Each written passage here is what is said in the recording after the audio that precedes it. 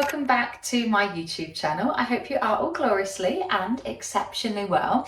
So today we are going to do a cookery session, but before we get into that, I thought I'd quickly show you what I actually bought from the farm shop today. So I went to a place called Farndon Fields in Market Harborough, so it's a farm shop. I mean, I did spend quite a small fortune, £57.38 in there, but I did get 1, 2, 3, 4, 5, 6, 7, 8, 9, 10. I did get 12 items, so I don't think that's too bad. I mean, one of the items was for my mother, so I'm not going to include that in this haul, but it's just like a little chocolate bar. So yeah, let me go through all of the products that I got through, and then we can go straight on to baking the chocolate sponge cake, which is a classic on the Victoria sponge, but instead of it being Victoria sponge, it will be chocolate sponge. So please make sure you press the like button, as it really helps support my channel and broadens my channel on YouTube to other viewers.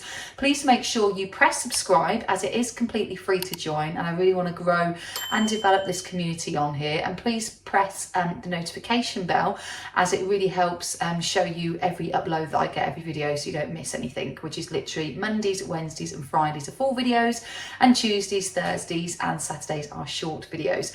And also make sure you follow me on my social media channels of TikTok, Facebook and Instagram. But I'll leave all the information down in the description box below. So the first item that I bought was, of course, a cookery book. What else wouldn't I buy? This was £15.99, but it's The Art of Preserving. So ancient techniques and modern inventions to capture every season in a jar, by Emma MacDonald. So I thought that was a pretty cool book. So she's a trained chef and founder of the Bay Tree Food Company, makers of the finest preserved sauces, marinades, dressings and chutneys, adding the extraordinary to any meal. So I thought this was quite good because it's got quite a lot of different things in the book. So I'll just go through the contents. It has an introduction, it has jams and marmalades, jellies and curds, chutneys and relishes, pickles and sauces, candied, cured, dried and potted. So I thought there's quite a lot of, you know, nice cool things in here that we could go through and maybe make some sauces or some marinades or some chutneys, which I'm really looking forward to. So that was the first item that I managed to get. The second item that I got was this Folkeington's Juices pure squeezed orange juice from orange groves in Valencia in Spain, and it's not from concentrate. Now this is quite pricey at £5.69, but it is quite a large bottle, and it says Folkeington's premium orange juice is made from late harvest Valencia late oranges, a variety noted for its intense and sweet flavour, plus a selected blend of early harvest varieties, including Navilia and Sorrentiniana. Probably not pronouncing that right, but never mind. The oranges have been grown by farming cooperatives, principally in the Spanish region of Valencia. So yeah, I thought this was quite nice. There's ingredients 100% pure orange juice, not from concentrate. So yeah, I'm quite looking forward to getting my self into this and seeing what this brings. So let's move on to the next item.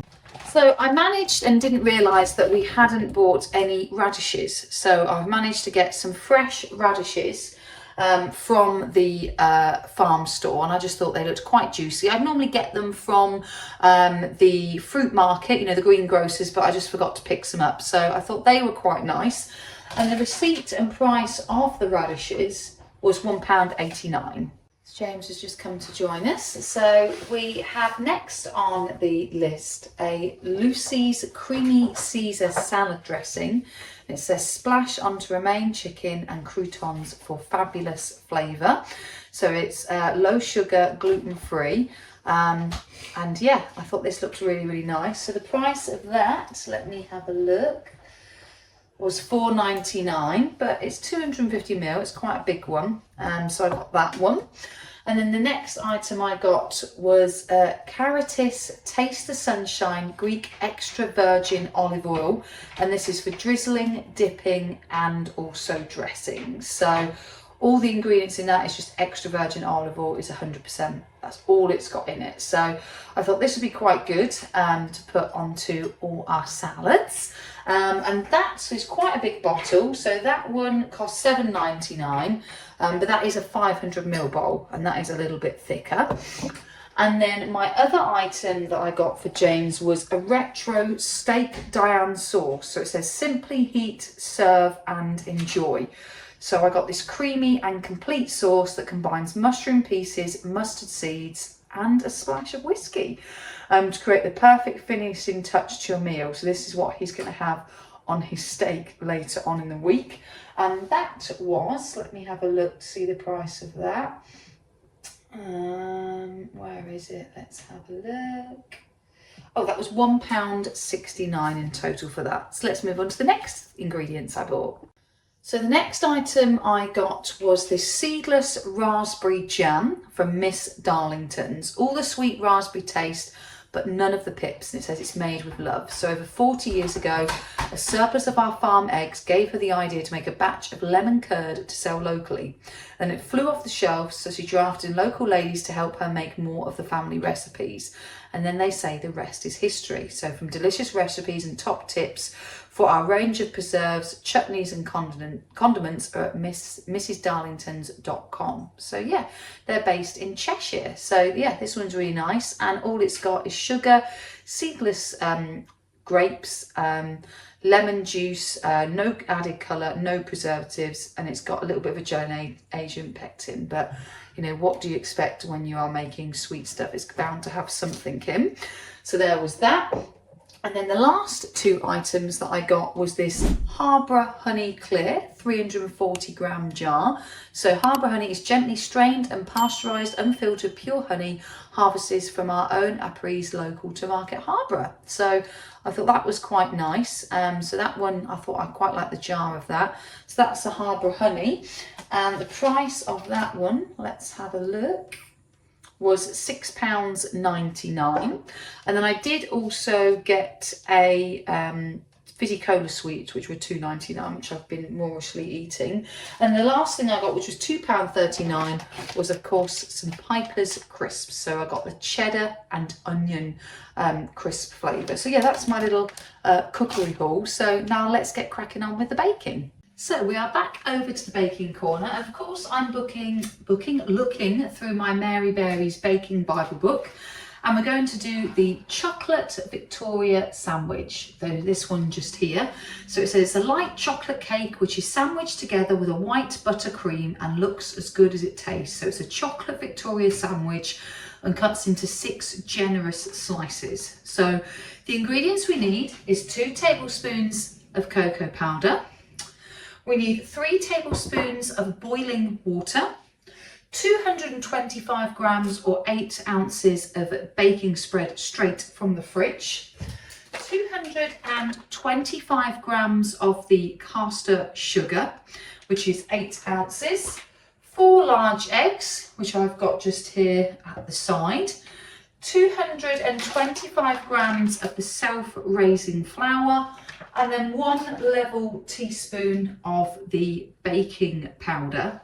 And then for the filling and the topping, it requires 55 grams, 2 ounces of butter softened, 175 grams, 6 ounces of icing sugar sifted, 1 tablespoon of milk, and then coarsely grated dark chocolate to decorate. So I will leave all the details in the description box below, the step-by-step instructions of how to cook it, and also the ingredients needed. So we're going to first start with the beginning step, which it says preheat the oven to 180 degrees, fan 160 degrees, gas 4, and we lightly grease 2 deep 20 centimeters 8-inch loose bottom sandwich tins, and then line the base of each with non-stick baking paper. So I'm going to put you on a timer, and we're going to do that step first, and then we've got 3 more steps to finish. But it has said you can make an orange or lemon Victoria sandwich, which sounds great. So you follow obviously the recipe in large, all-in-one Victoria sandwich recipe, but then you just grate the zest of an orange or the zest of a lemon into the actual cake mixture, and then you sandwich the cooked cakes together with whipped cream and even with orange marmalade or lemon curd instead of the strawberry jam, and then you sprinkle the top with a little bit of caster sugar, so there's a little bit of spin-off in that as well. So we might possibly be baking those as well to see which one is the best. So I'll put you on a time lapse now, and we'll start baking and preheating the oven ready to go.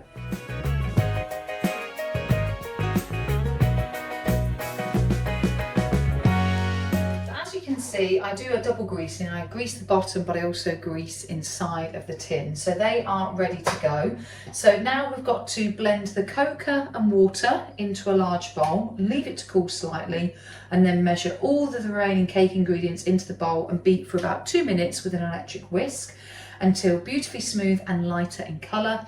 And then the time will vary depending on the efficiency of the mixer, but divide the mixture evenly between the tins and level the surfaces.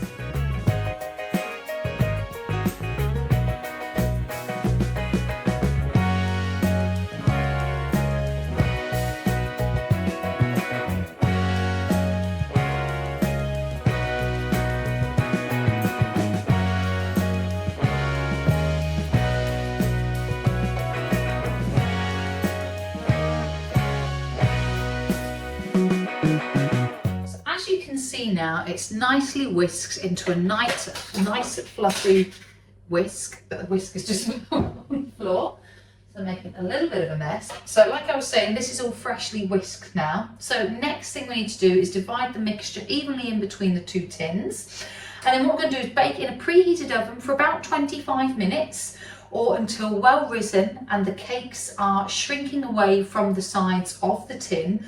And then you leave to cool in the tins for a few minutes, and then you turn out, peel off the baking paper, and then finish cooling on a wire rack. So that's what we're going to do next.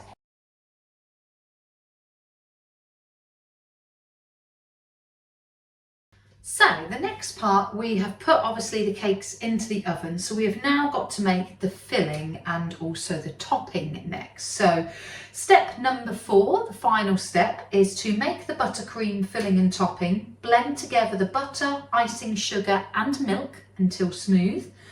And then when the cake is completely cold, use the half of the buttercream to sandwich the cakes together.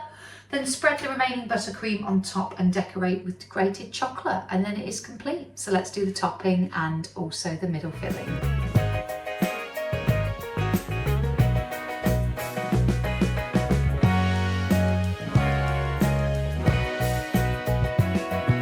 So as we can see through here, so excuse the oven, still need to clean that from the chicken juice that James spilled. The sponges are rising, so we've got a few more minutes left of them, and then we have also done the topping as well, which James kindly helped because I just couldn't really whisk it properly. So that's going to be the centerpiece, and then we've just got the chocolate grated to sprinkle on top of the cake. So I've pulled both of the cakes out. They've seemed to have risen well, so I'm just waiting for them to completely cool so we can put the icing onto here and then sprinkle with the chocolate granules.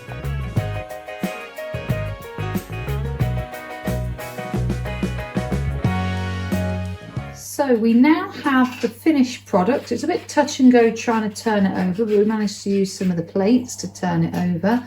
And we have put the cream in the middle, so the icing with the butter cream, and then we've sprinkled the chocolate on the top. So I will do a little taste test for you later, because currently James is just making some dinner at the moment that we got from the M&S selection. And I will show you a bit later, after I've had my dinner, what I think of the cake, and we'll do a little taste test. So it's now time for the taste test of the chocolate cake, but I thought I'd just get Monty in view as he has come to join me after we've just had dinner. So let's try the taste test. So here is a slice of the chocolate cake. Oh, Jesus Christ, nearly dropped it in all its glory. Right, let's give it a little bit of a taste test, shall we see? It's quite a large slice there. Mmm.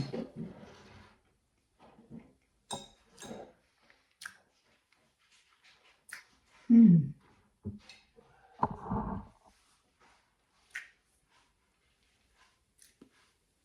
Yeah, I would say the cake is nice. It's got a good texture, a good nice spring to the sponge, and the middle bit is very, very tasty. So a good So that is going to go ahead and conclude today's video. So I hope you really enjoyed baking the cake with me and our little mini farm shop food haul. So yeah, I hope you enjoyed that. Please comment in the comments box below of what you're cooking or what you would add differently. And also make sure when you are presenting the cake that you present and hold it properly, so you don't do what I did and nearly drop the cake all over the dining room table. So yeah, so please like, please subscribe, please hit the notification bell and follow me on all my social media channels of TikTok, Facebook and also Instagram. And I'll leave down all the recipe and the description of everything below of all the cooking instructions. And have a great rest of the week. Thanks guys, bye.